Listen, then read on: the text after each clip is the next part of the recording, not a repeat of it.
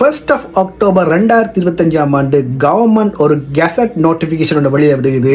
அதாவது 2025 ஆண்டு நவம்பர் 1ஆம் தேதியிலிருந்து பொலித்தீன் பாவனைக்கு தடை செய்யப்படுதுண்டு.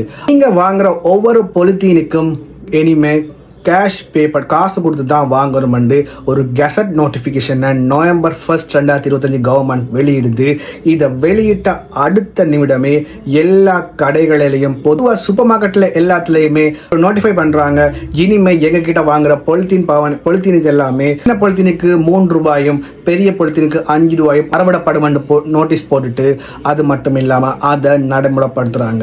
அது வரைக்கும் ஃப்ரீயாக பொலித்தீன் பேக் கொடுத்துக்கிட்டு இருந்த எல்லா கடையிலையும் சரி சூப்பர் மார்க்கெட்லையும் சரி அதுக்கப்புறம் இந்த பொலித்தீன் விற்பனை செய்தும் லாபத்தை ஈட்ட நினைக்கிறாங்க. ஸோ கவர்மெண்ட் சூப்பர் மார்க்கெட்டுகளுக்கும் இல்லை கடைகளுக்கும் லாபம் ஏற்படுத்துறதுக்காகத்தான் இந்த பொலித்தீனை வாடிக்கையாளர்கள் காசு கொடுத்து வாங்கன்னு சொல்லிச்சிருந்து பார்த்தீங்கன்னா இல்லை.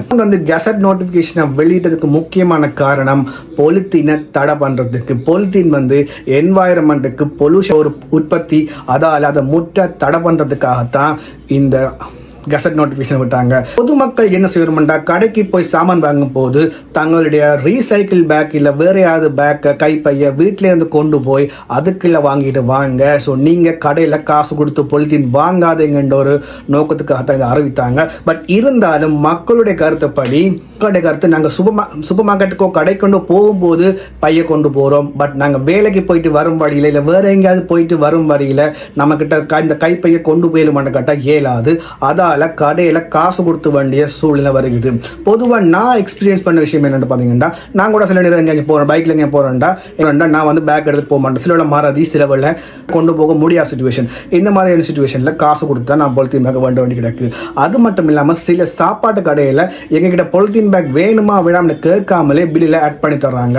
பட் கவர்மெண்ட் வாடிக்கையாளர் தான் ஃபோர்ஸ் பண்ணுது, நீங்க வாங்காதீங்கன்னு சொல்லுதே ஒழிய விற்பனையாளர்களை நீங்க விற்காதீங்கன்னு சொல்லல. பட் இதை நான் ரீசெண்டா என் பக்கத்தில் இருக்க ஒரு சூப்பர் மார்க்கெட்ல வாங்கும் போது, ஒரு பிரைவேட் சூப்பர் மார்க்கெட்ல வாங்கும் போது சாமான் கொஞ்சமா இருக்கும் போது அவங்க பேப்பர் பேக்கை யூஸ் பண்ணி தர்றாங்க. அது நிறைய சாமான் இருக்கும் போது பெரிய மாட்டுத்தாள் பேக் இருக்குல்ல அதுல போட்டு தர்றாங்க. ஸோ அந்த பொலித்தீனை தடை பண்ணுறதுக்கு வாடிக்கையாளர்கள் மட்டும்தான் இதில் ஆர்வம் காட்டணுமா?